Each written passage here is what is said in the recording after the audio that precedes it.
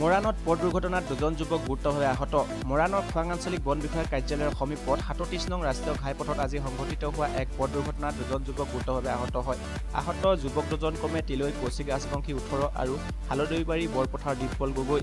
প্ৰত্যক্ষদৰ্শীয়ে জানিব দিয়া অনুসৰি মৰাণৰ দিশৰ পৰা আহি থকা AS04X 8131 নম্বৰৰ চাৰিচকীয়া এখন বিলাসী বাহনে বন বিভাগৰ কাৰ্যালয়ৰ সন্মুখত ঘূৰাব লওঁতেই একে দিশৰে পৰা আহি থকা AS06AG 5128 নম্বৰৰ মটৰচাইকেলখনে খুন্দা মাৰে।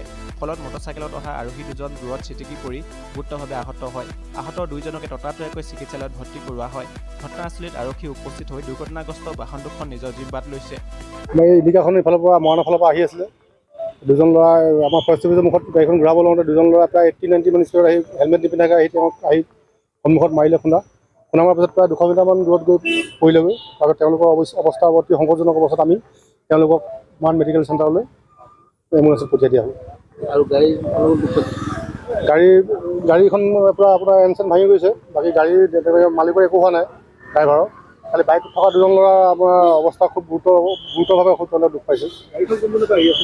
গাড়ীখন মৰাণ দিশৰ পৰা আহি পিনে তেওঁলোকে ঘূৰাইছিলে ইয়াত আমাৰ ফৰেষ্ট অফিচৰ মুখত। বাইকখন মৰাণৰ পৰা আহি আছিলে। তেওঁলোকে আহি প্ৰায় সন্মুখত মাৰি প্ৰায় 200 মিটাৰমান দূৰতকৈ ছিটিকি খাই পৰি বাইকৰ অৱস্থাটো অতি দেখিছে আপোনালোকৰ বাইকখনৰ অৱস্থা খুবেই বেয়া। ল'ৰাকেইজনৰ অৱস্থাও খুব সংকটজনক অৱস্থাত আছে।